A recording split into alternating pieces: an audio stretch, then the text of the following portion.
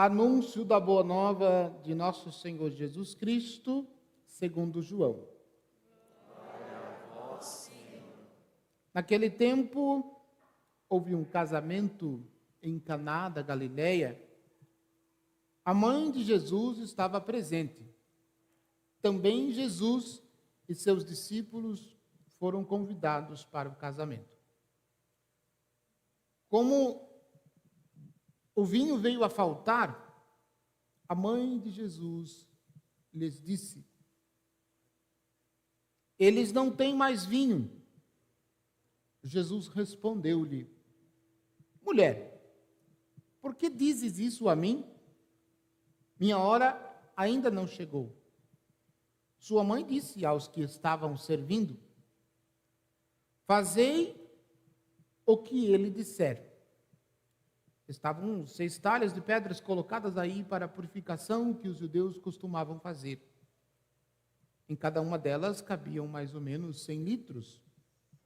Jesus disse aos que estavam servindo: enchei as talhas de água. Encheram-na até a boca. Jesus disse: agora tirai e levai ao mestre-sala. Eles levaram. O mestre experimentou a água. Ele não sabia de onde vinha.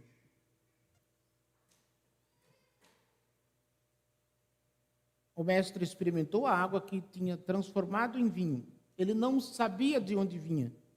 Mas os que estavam servindo sabiam, pois eram eles que tinham tirado a água. O mestre-sala chamou então o noivo e lhe disse: todo mundo serve primeiro o vinho melhor. E quando os convidados já estão embriagados, serve o vinho menos bom. Mas tu guardastes o vinho melhor até agora.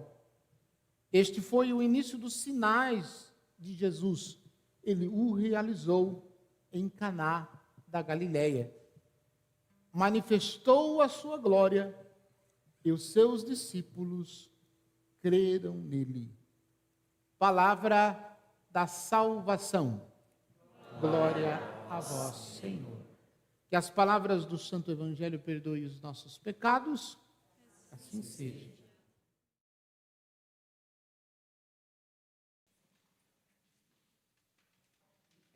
Hoje, pela necessidade pastoral, vamos dizer assim, entre aspas, a minha homilia deste dia vai ser diferente. E eu queria fazer um percurso mais ou menos histórico sobre a Virgem Maria. Começando do livro do Gênesis, porque é a imagem lá do capítulo 3 do livro do Gênesis. Ela não só é uma profecia que aponta para a Virgem Maria, como também é o início da manifestação de Deus, onde Deus decidiu salvar o seu povo, libertar o seu povo da escravidão do pecado. Naquele texto, se faz referência, quando fala da serpente, depois da história do pecado, depois das justificativas, o Senhor Deus diz ao homem, e diz à serpente também: porém inimizade entre ti e a mulher, entre a tua descendência e a descendência dela. E aí aparece lá aquela expressão que tu lhe ferirás, e ela lhe ferirás o calcanhar. Naquele texto que me recordo, que faço referência, então nós temos ali o início. É exatamente esta a missão da Virgem Maria. Portanto, preparada em todos os tempos. E aí nós observamos, depois da queda do primeiro homem, da desobediência, nós observamos os caminhos que não só, no caso dos descendentes de Adão, mas também a toda a humanidade. Nós observamos as consequências ainda no nosso tempo. Mesmo que nosso Senhor, por meio da manifestação misteriosa de Deus, veio morar no meio de nós, nós observamos ainda as consequências do pecado. Então, olhando para a Virgem Maria e contemplando este primeiro momento, o texto do livro do Gênesis, nós precisamos vencer, com o auxílio da graça de Deus, é bem verdade, as consequências do pecado. E permitir que ela continue pisando na cabeça da serpente, continue destruindo com sua intercessão materna, com a sua dedicação e entrega a Deus, destruindo o mal e o pecado na vida de todos os homens. Para que, então, nós possamos viver segundo a graça de Deus e termos em nosso coração a presença de Deus e buscarmos ser santo. E para buscar ser santo, é preciso vencer o pecado. Pecado nosso, pecado meu, nosso não, porque ninguém peca junto. Todo mundo peca sozinho, né? Cada um com os seus, vai ter que se virar depois. Mas a gente precisa, nesse sentido, nos converter para sermos mais de Deus, para vencermos o pecado e para fazermos de forma mais profunda e mais intensa a vontade de Deus, como fez a Virgem Maria. Então, ela é também modelo, né, para nós, na nossa luta contra o pecado. Ela foi preservada do pecado original, e ela, segundo nos conta a tradição da igreja e a nossa fé, não teve pecado. Então, ela é modelo também para nós na nossa luta contra o pecado. Ela, não tendo pecado, tornou-se modelo para nós. Então, nós precisamos recorrer a ela para que a gente possa vencer.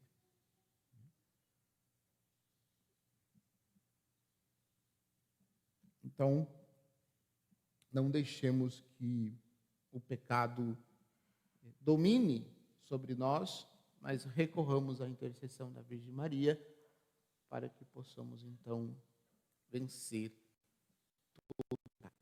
Maria é para nós a nova Eva. Aquilo que Eva perdeu por desobediência, Maria reconquistou por sua obediência. Isso é tão certo que, se olhar ave, a saudação do anjo, olhar de trás para diante da Eva. Não é assim? Então, é a nova Eva.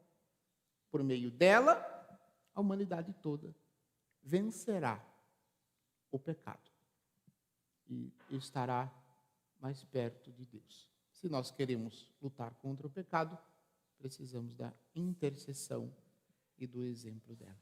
Que assim a gente possa viver a nossa vida e crescer cada dia mais no amor a Deus, na devoção a Nossa Senhora e na nossa vida de santidade, seguindo o seu exemplo.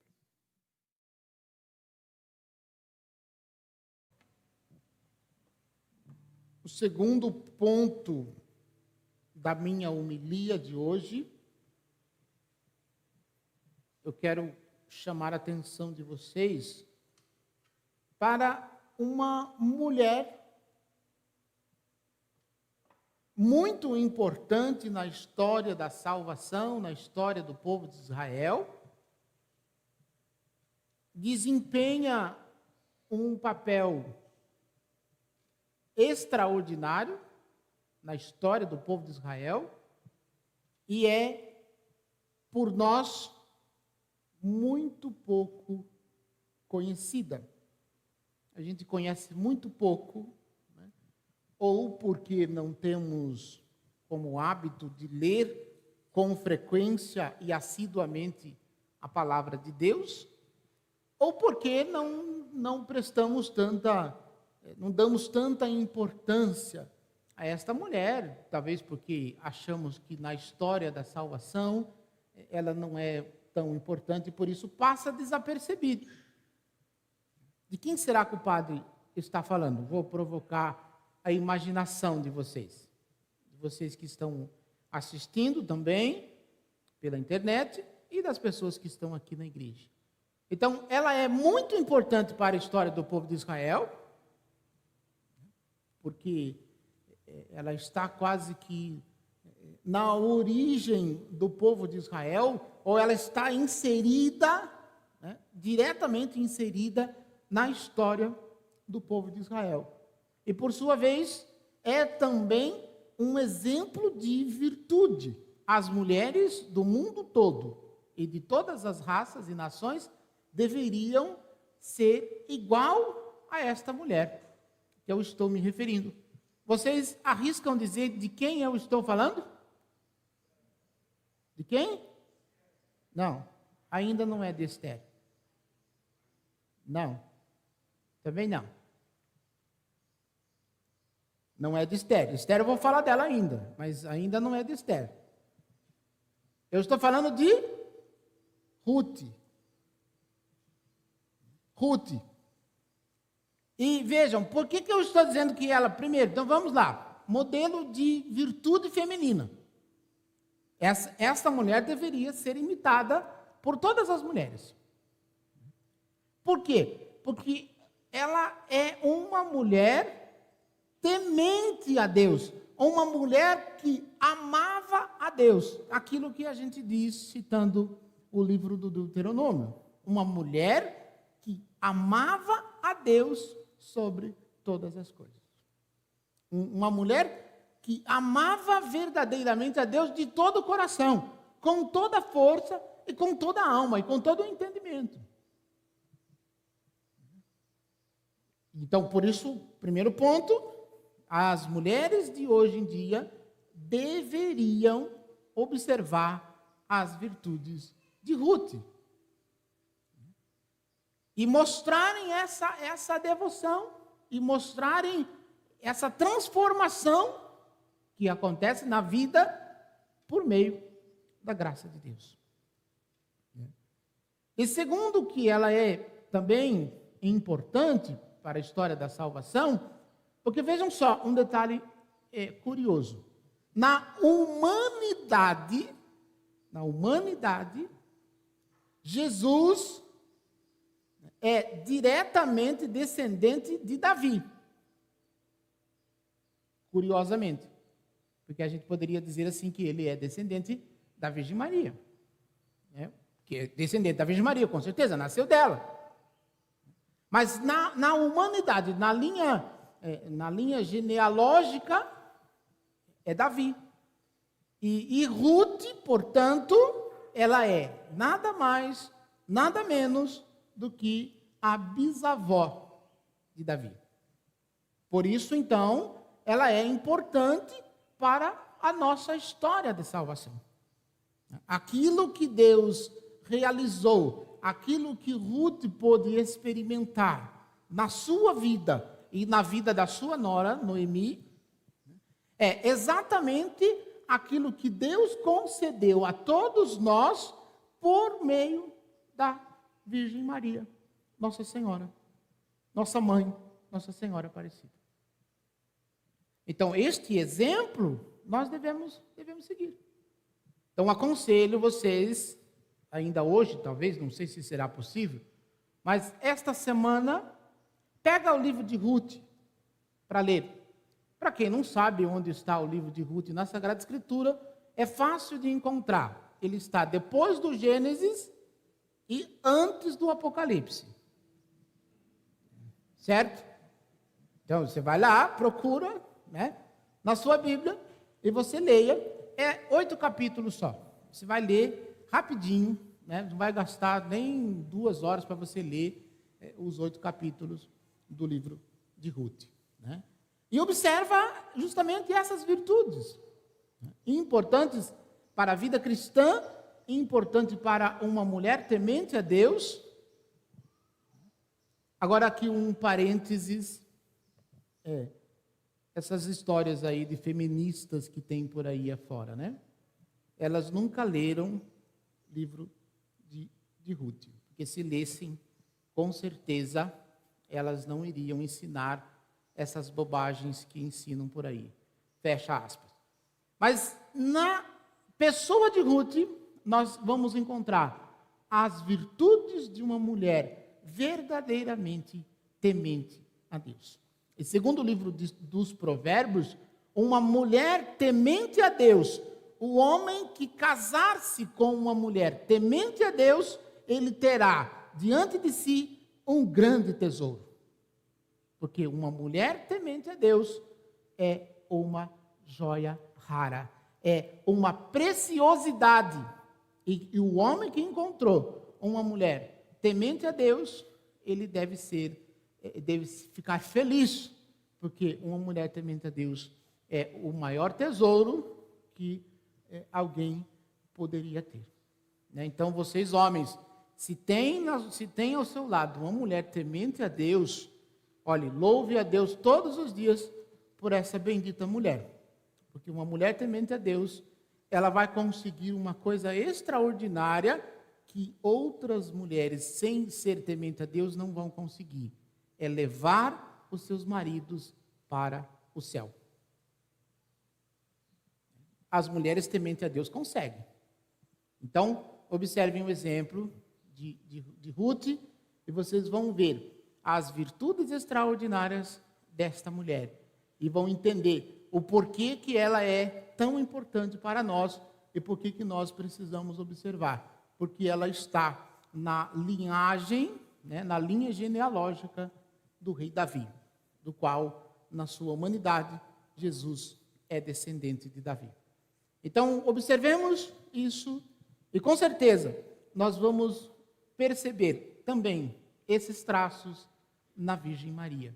E vamos entender por que é que a Virgem Maria foi, de fato, escolhida para ser a mãe do Salvador. Não poderia ser outra para ser a mãe do Salvador.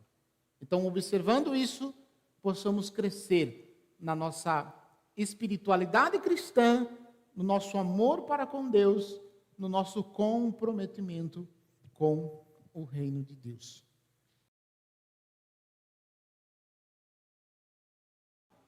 Ponto número 3 da homilia do padre. Esse ponto número 3 é estratégia. Pois bem, nós ouvimos na primeira leitura um relato sobre a rainha Esther. Nós temos na Sagrada Escritura algumas mulheres que não só merecem ser observadas, como precisam ser observadas. Dentre elas está a rainha Esther. A rainha Esther, ela faz, no texto que nós ouvimos, ela faz 2 pedidos importantes para o rei. E com esses 2 pedidos, tem uma outra realidade, que é já sinal bem próximo e profecia do que a Virgem Maria vai fazer, né, com o mistério da encarnação. Então, ela se aproxima do rei e ela pede, né, o rei dá a ela a liberdade de pedir o que ela quisesse. Eu fico pensando, se nos é dado esta oportunidade perante alguém que tenha poder, perante alguém que é poderoso e que pode nos conceder tudo o que nós pedíssemos, o que nós pediríamos? Se você tivesse essa oportunidade, e que seja Deus de repente dá a você a oportunidade de pedir o que você quiser. O que você quiser, que naquele momento vai te ser concedido. Será que a gente pediria coisa importante? Ou será que a gente ia pedir, sei lá, coisinhas, mesquinharias, né? Desejos bobos, carnais aí, sei lá. E a rainha Esther, na oportunidade, ela teve esta chance. O rei dá a ela a oportunidade. Então, ela se vestiu, ela se preparou, ela se produziu. Interessante esse se produziu, porque a mulher, quando quer chamar a atenção, ela consegue, seja para o bem ou para o pecado também. Mas no caso da rainha Esther, ela se preparou, ela se produziu, vestiu a melhor veste de rainha, selecionou lá a melhor veste de gala da rainha e se colocou diante do rei. E olha lá, né, o versículo 7, né, depois de todo o preparo, de toda a descrição das vestes e da postura de Esther como rainha, o rei diz a ela. Então, o rei lhe disse: o que me pedes, Esther? O que queres que eu faça? Ainda que me pedisse a metade do meu reino, ele te seria concedido. Olhando para este rei, a gente logo conclui, acho que ele não sabia muito bem com quem ele estava falando. Esther é temente a Deus, Esther é uma fiel de Deus. Ela conhece os mandamentos, ela sabe sobre a lei. E ela vive a vida dela pautada na lei. É uma temente a Deus. E aí a resposta de Esther. Esther responde-lhe: se ganhei as tuas boas graças, ó rei, se for do teu agrado, concede-me a vida. Eis o meu pedido. E a vida do meu povo, eis o meu desejo.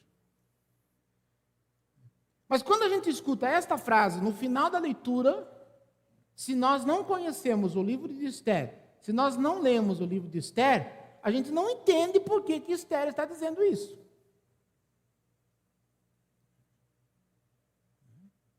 Vou contextualizá-los para você perceber. Primeiro ponto é que existe um colaborador do rei. Acredito que ele queria ocupar o lugar do rei. E ele começa com artimanhas, né, a pressionar o povo de Israel, a colocar uma opressão terrível sobre o povo de Israel. Ele começa a maltratar o povo de Israel, escravizando, emitindo decretos falsificados no nome do rei. Como ele era muito próximo do rei, achou que ia passar batido e que aquelas ordens, aquelas recomendações que ele colocou para o povo de Israel observar, não fosse ser contestada. Mas a rainha Esther, percebendo que estava maltratando o povo e fazendo mal para o povo, iluminada pela graça de Deus,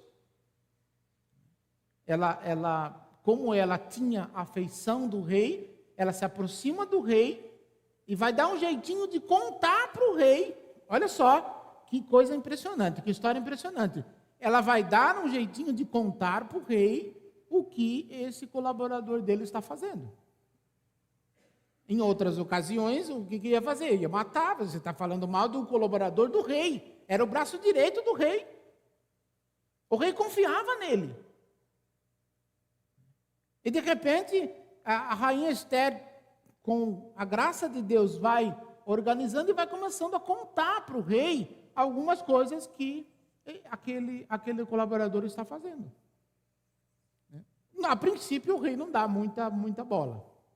E Esther vai contando, vai continuando, detalhes pequenos, até que ela mesma propõe uma situação e o colaborador do rei acaba sendo pego numa mentira, e o rei então começa a acreditar na rainha Esther. E aí, como sinal de gratidão do rei para com a rainha Esther, é o que ele diz no texto de hoje.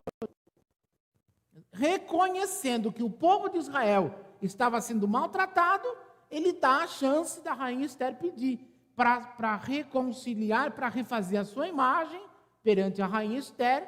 Ele diz a ela que ela podia pedir o que ela quisesse, que isso seria lhe concedido. Qualquer outra mulher, entre aspas, interesseira, pediria para si riqueza, sei lá. E o que ela pediu?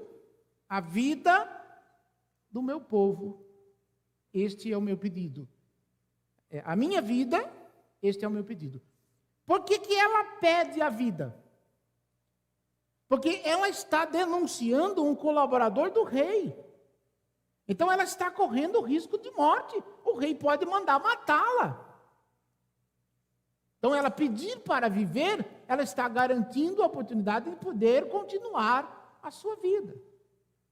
Mas se ela, portanto, não fosse iluminada e não tivesse a inteligência que tem, que é fruto de Deus, Deus mesmo que deu para ela não teria conseguido a libertação e a liberdade do povo. Então ela pede, antes de pedir a liberdade do povo, ela pede que o rei conservasse a vida dela.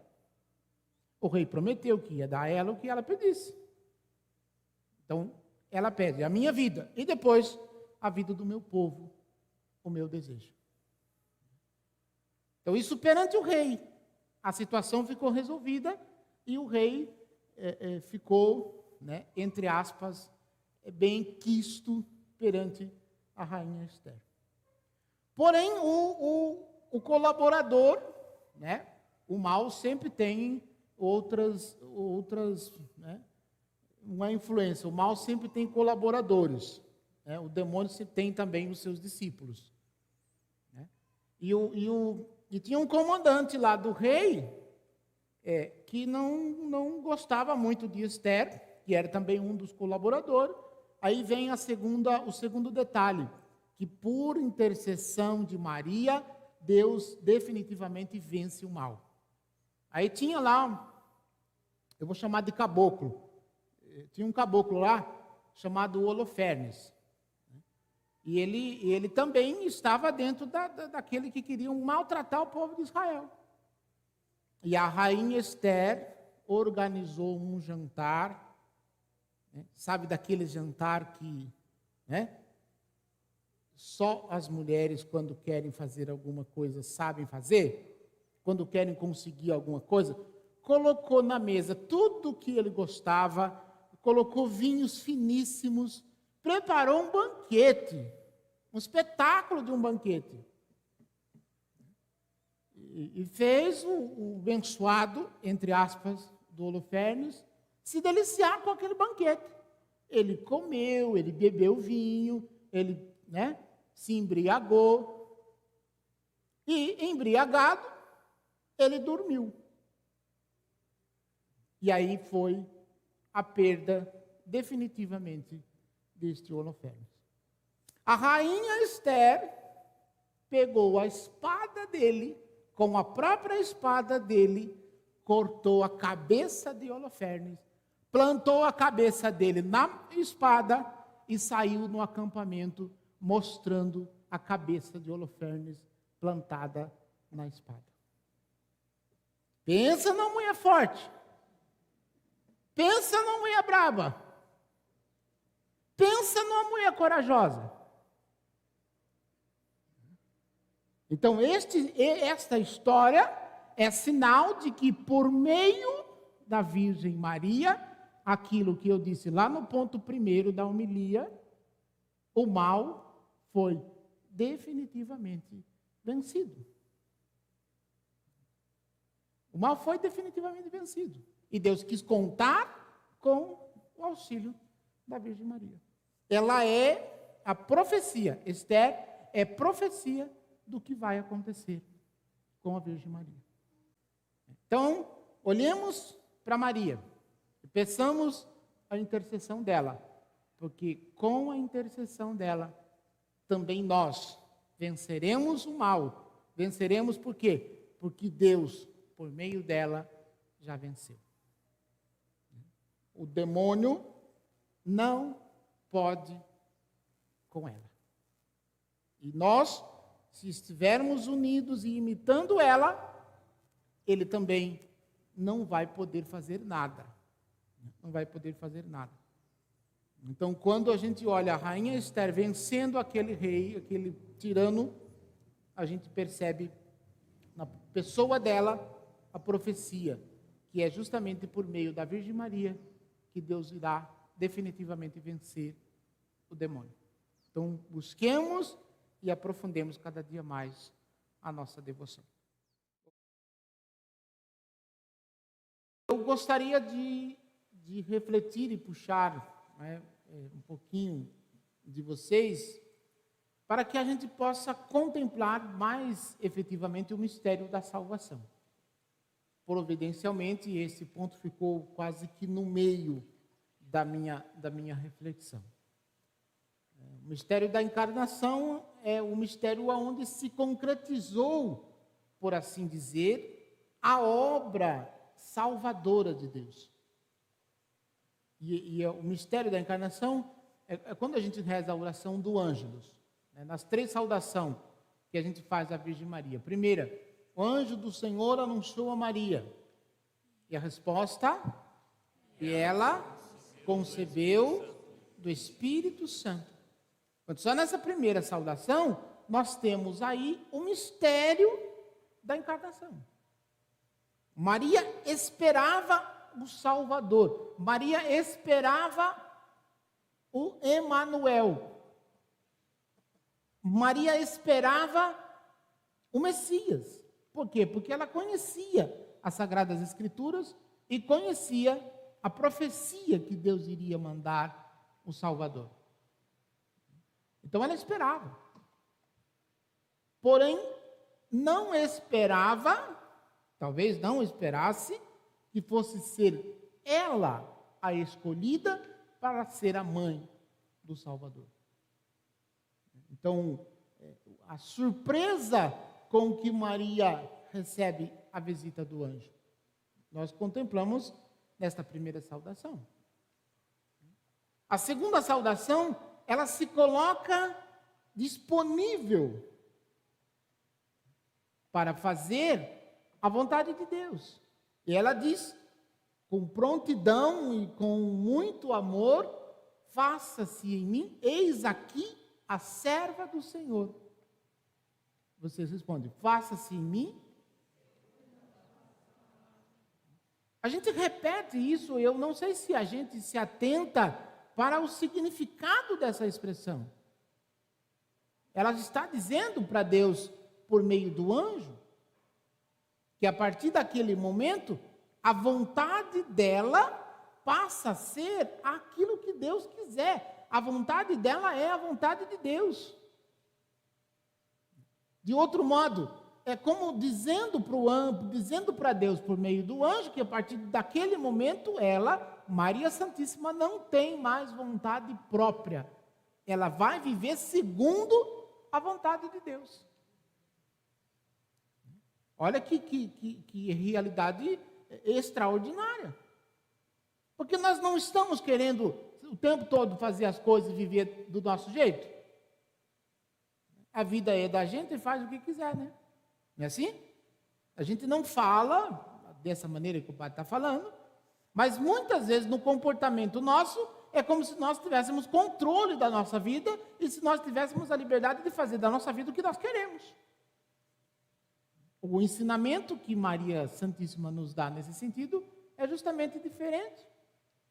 Por quê? Ela se coloca inteiramente à disposição de Deus a ponto de dizer, faça-se em mim, o fiat, em latim. Fiat in mim, segundo um verbum tuum. Faça-se em mim segundo a tua palavra. E aí, a expressão que nós ouvimos, a terceira saudação. E o verbo divino se fez carne. O verbo divino se fez carne, nós poderíamos completar. E habitou entre nós pelo ventre bendito da Virgem Maria. Então, aquilo que eu dizia, se lá no início, no paraíso, o homem perdeu a intimidade com Deus porque desobedeceu, nós vimos os traços e as virtudes da Virgem Maria na pessoa de Ruth. Nós vimos a profecia da Virgem Maria na figura de Esther. E aí, no mistério da encarnação, tudo aquilo que eu disse, da história da salvação, que foi perpassando a história da salvação, até chegar no nosso momento, no tempo presente que nós vivemos, Deus realizou todas as coisas, Deus realizou muitas coisas por meio da Virgem Maria, o que ela diz depois no Magnífica. Então, o verbo se fez carne e habitou no meio de nós, é este que nós buscamos, é este que nós adoramos. Se nós não temos fé, o que o padre vai dizer agora vai soar estranho. Mas se a nossa fé é uma fé consciente e convicta, nós vamos perceber a seriedade dessa expressão. Aquele que passou pelo ventre bendito da Virgem Maria é o mesmo que nós recebemos na Santíssima Eucaristia. O mesmo que Maria Santíssima trouxe no seu ventre, nós o recebemos na Santíssima Eucaristia. Então, olha a profundidade e o alcance dessa expressão. Por isso, quando a Virgem Maria diz nas bodas de Caná, para que Jesus realizasse e atendesse o pedido, porque como que ela percebeu que o vinho tinha acabado? Fácil da gente descobrir, coisa de mãe. Mãe percebe os detalhes que os outros não conseguem perceber. E ela sopra no ouvido dele, talvez ela cochiche lá no ouvido dele, diz, eles não têm mais vinho. É a única frase que aparece. Ela dizendo para Jesus. E olha a confiança dela no filho que ela gerou, mas no Filho que é Deus bendito, feito carne, e que passou pelo ventre imaculado dela. Olha a confiança. Ela diz para os serventes, fazei tudo o que ele vos disser. Então, esse fazer tudo o que ele vos disser é uma frase carregada de fé. Por isso que o mistério da encarnação, onde Deus bendito se fez carne, no ventre imaculado da toda Santa Virgem Maria, é para nós o fundamento da nossa fé cristã. E é através dela que nós aprofundamos a nossa intimidade com Jesus. Portanto, aqui se percebe que a ideia de se ter intimidade com Deus, sem necessariamente contar com o exemplo e com a intercessão da Virgem Maria, não é tão certo e não é tão profundo. Porque ainda que se tenha intimidade com Deus, ainda que se tenha uma profunda intimidade com Deus, e esta intimidade não passe pela mediação e pela intercessão da Virgem Maria, não será uma intimidade profunda. Por quê? De Deus, essa frase vocês já ouviram o padre falar, de Deus e de Jesus nosso Senhor, ela entende. Das coisas espirituais e das realidades celestes, ela entende. E entende muito mais do que muita gente sabida por aí afora. Então, vamos nos aproximar e vamos perceber que este mistério que aconteceu em Maria, quando ela entregou-se inteiramente nas mãos de Deus, nós contemplamos e nós vivenciamos na Santíssima Eucaristia.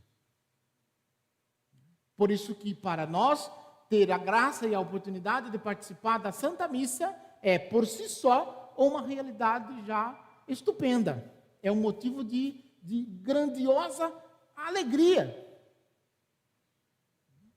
Por quê? Porque o que nós fazemos aqui não é uma repetição ou uma encenação. Nós estaremos diante do Filho bendito da Virgem Maria. Jesus Cristo, nosso Senhor, Deus eterno feito homem, que veio morar no meio de nós. E que pelo véu do sacramento, ele se dá todinho, inteirinho a nós. Como se deu um dia no altar da cruz. Ele se dá no altar da Eucaristia. E tudo isso aconteceu, passou pelo ventre bendito da Virgem Maria. Tem como não amar a mãe deste que nos deu a salvação e nos trouxe a liberdade dos verdadeiros filhos de Deus? Só se a gente for muito besta, como diz os nordestinos, para não amar. Porque não tem como. Não tem como. E negar esse mistério também é uma loucura. E nós temos tudo isso na nossa igreja. E muitas vezes a gente não para pensar na profundidade deste mistério. Então é estupendo essa realidade e uma graça maravilhosa que Deus nos concedeu de poder viver e participar deste mistério.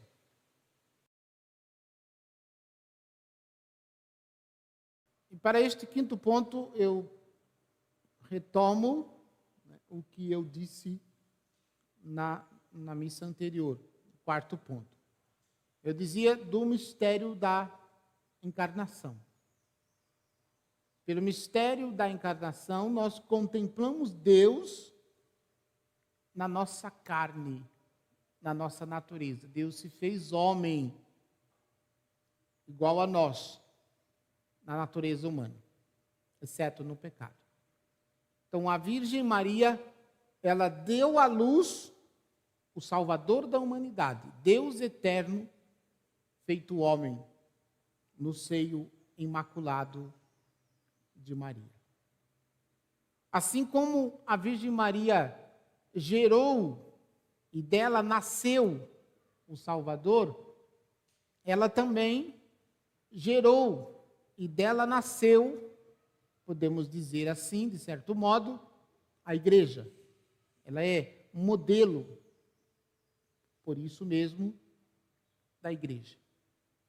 Modelo por dois motivos. Primeiro, porque quando no alto da cruz Jesus deu a Virgem Maria como mãe ao discípulo amado, na pessoa do discípulo amado estava lá representado todos nós. Então ela assumiu com o discípulo amado, ela assumiu todos nós, filhos da igreja, que nascemos para a igreja a partir da pia batismal. Então, ela é, por assim dizer, também mãe de todos os cristãos, por esse mesmo motivo. E não bastasse isso, também em Pentecostes, no nascimento público, vamos dizer assim, da igreja, ou na manifestação pública da igreja, a partir de Pentecostes, os Atos dos Apóstolos nos relatam que estavam reunidos no dia de Pentecostes os discípulos e a mãe de Jesus. um prefácio de uma missa que a gente reza com o título de Maria, Mãe da Igreja, e tem uma frase lá que faz referência a isso. Né? Rezando, pedindo o Espírito Santo para os discípulos, Maria tornou-se modelo da igreja orante. Modelo da igreja orante. Isso é algo extraordinário. Porque, veja, com as mesmas características que a Virgem Maria, no seu ventre bendito, gerou Jesus, nosso Senhor, e por isso, então, nós conhecemos o Salvador da humanidade, também a igreja nos gerou a partir da pia batismal. Por isso, Maria é modelo da igreja orante.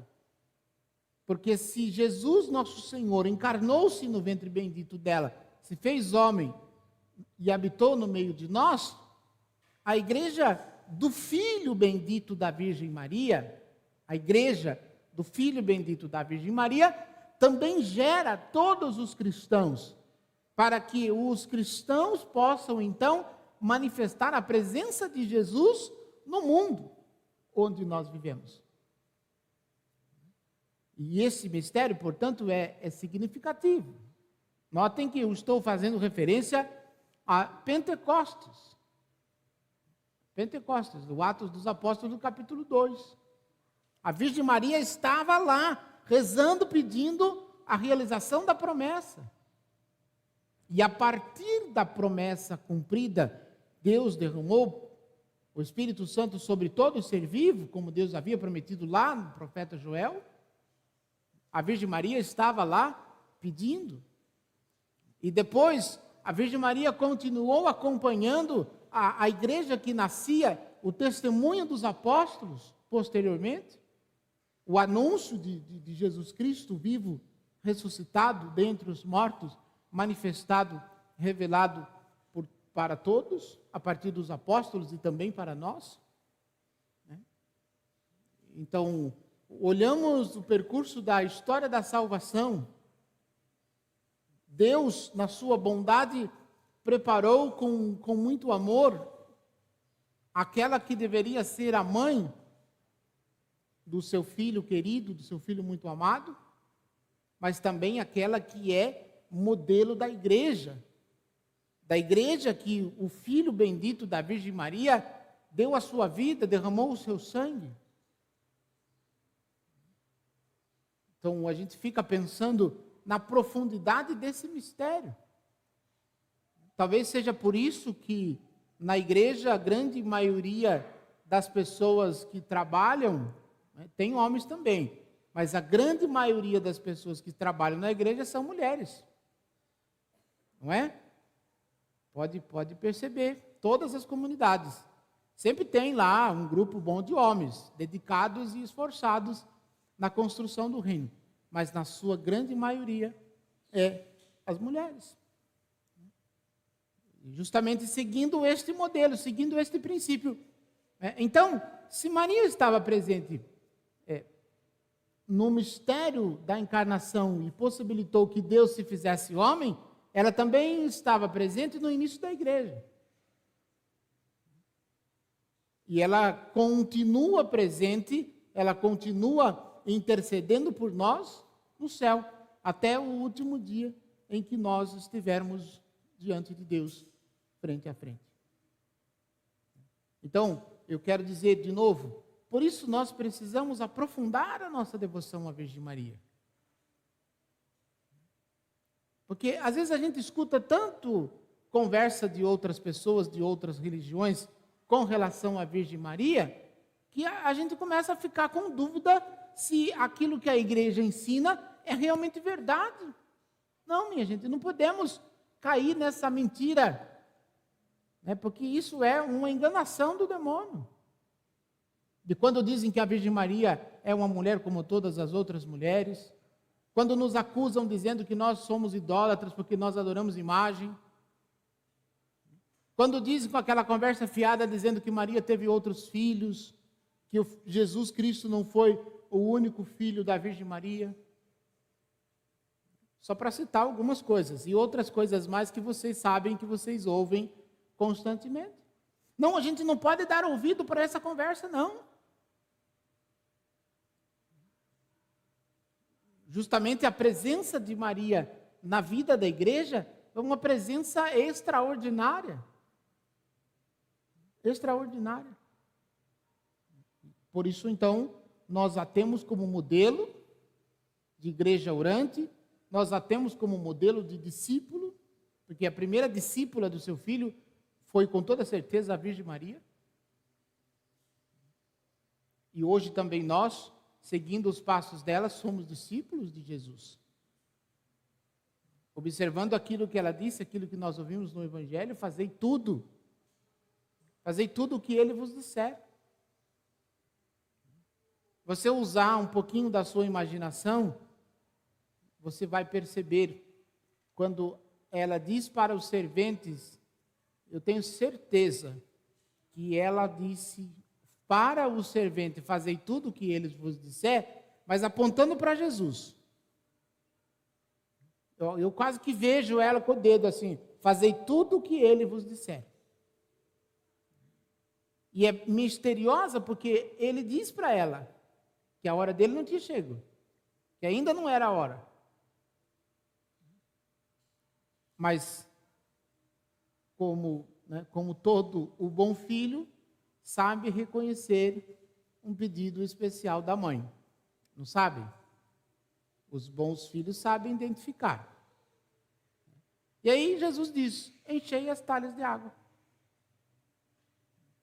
Então, olhar para Maria e contemplar nela o início de tudo é importante para o crescimento da nossa fé, para o crescimento da nossa espiritualidade.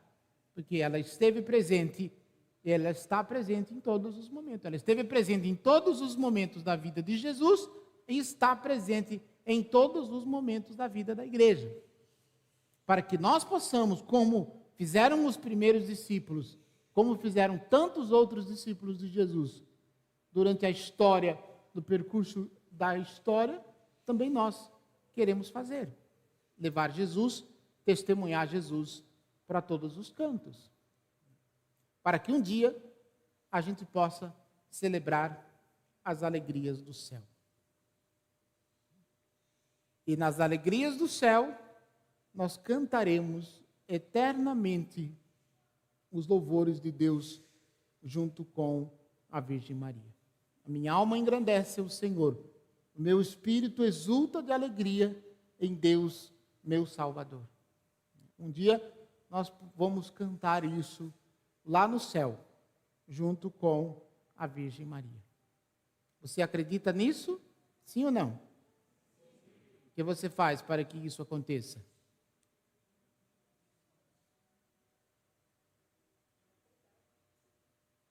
Eita, pergunta difícil de responder. Ô padre, o senhor podia terminar a homilia sem essa pergunta, né? Assim a gente ia embora tranquilo para casa hoje. Mas com essa pergunta a gente vai ter que ficar pensando, e aí, bom, se você ficar pensando sobre essa pergunta, você reza, aproveita para bater um papo com o Senhor lá, e acertar os seus ponteiros com Ele, e rever a sua própria vida, porque senão você não vai poder cantar os louvores de Deus junto com a Virgem Maria no céu. Então, que a gente faça tudo o que for possível para que isso aconteça.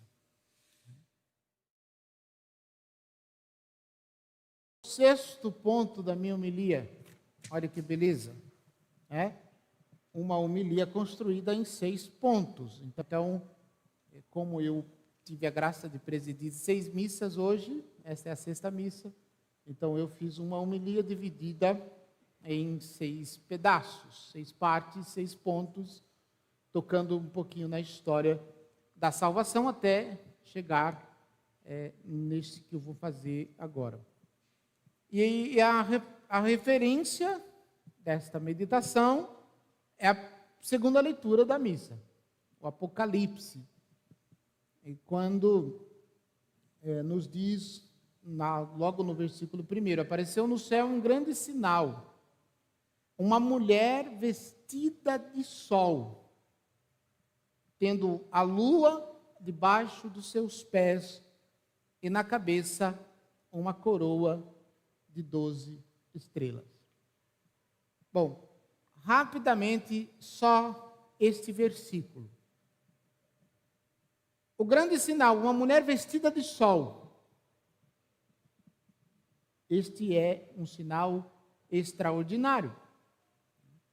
Lembre-se que para a nossa fé católica, o sol é sempre Jesus, nosso Senhor. O sol é referência de Deus. Toda vez que aparece essa expressão na Sagrada Escritura, ou está falando de Jesus ressuscitado, ou está falando da pessoa do Pai. Mais fortemente no Novo Testamento, quando aparece a expressão sol, é referindo-se a Jesus. Então, esta mulher está vestida de sol. Isso é algo extraordinário. Segundo, tendo a lua debaixo dos seus pés. Também é uma expressão que a tradição e os padres da igreja aplicam com muita profundidade e também com muita facilidade a Virgem Maria. E aí o texto vai dizer sobre a cabeça uma coroa de 12 estrelas. Então, esta mulher vestida de sol, tendo a lua debaixo dos pés, é uma rainha, que tem uma coroa de 12 estrelas. Conclusão óbvia, né, seu padre? Isso é fácil, isso está aí, está escrito. Não precisa fazer nenhum tipo de esforço para chegar a essa conclusão. Claro que não.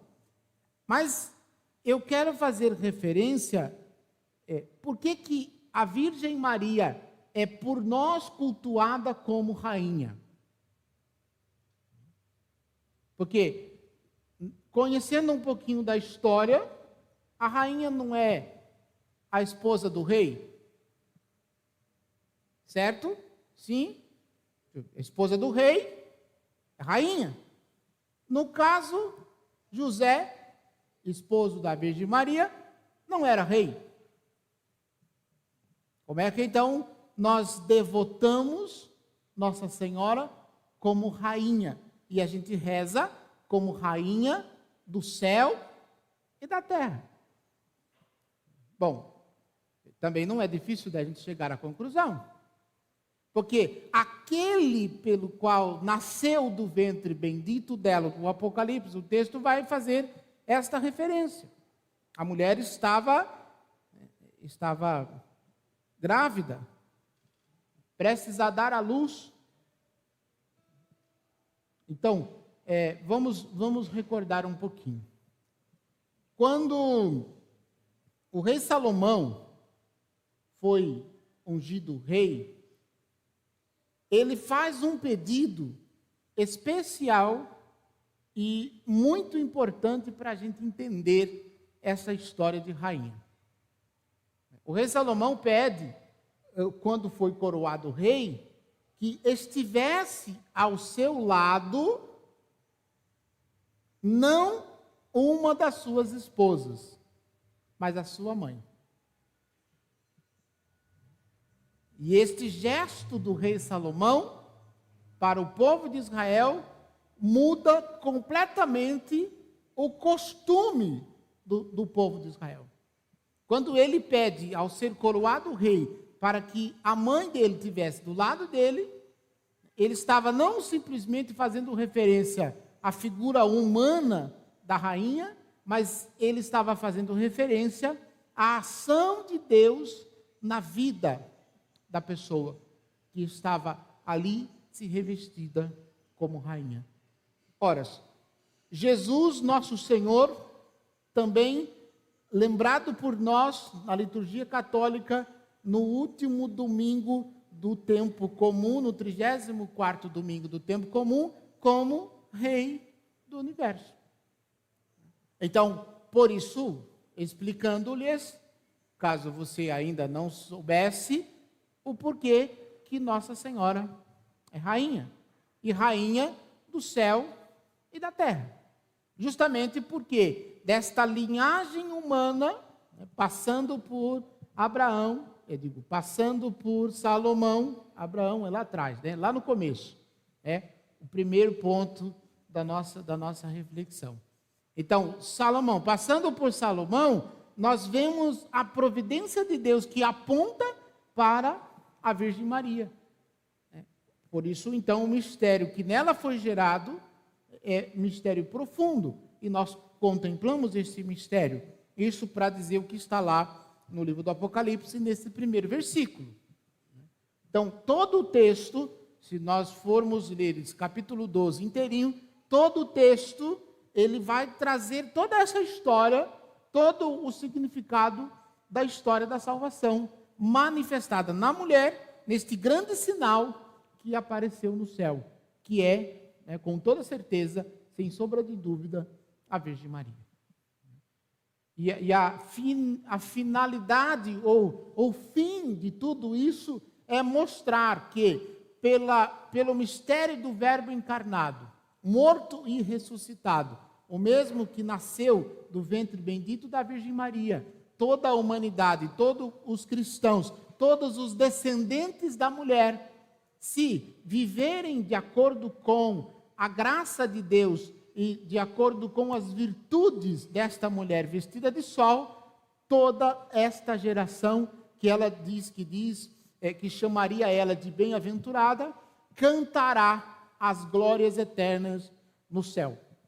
Cantará as glórias eternas na eternidade, coroando a vitória, celebrando a vitória do Filho bendito da Virgem Maria, que venceu e que ela também, pelo Filho bendito dela, venceu de uma vez por todas o dragão, a antiga serpente que seduzia e que maltratava o ser humano, afastando-o da presença de Deus. Então, um dia lá no céu, nós celebraremos esta realidade de forma plena. É isso que nos aponta este texto que nós acabamos de ouvir.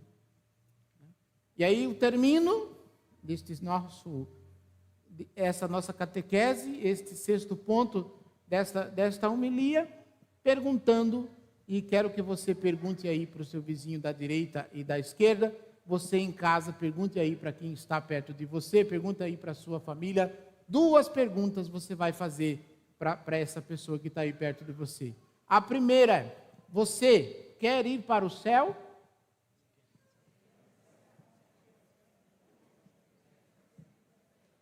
Faça a pergunta invertida, você vai ver a reação da pessoa. Pergunta se a pessoa quer ir lá, para aquele outro lugar lá. Não vai nem perguntar, que não vai dar certo. Bom, eu disse que seriam 2 perguntas. A segunda pergunta, o que você está fazendo para isso?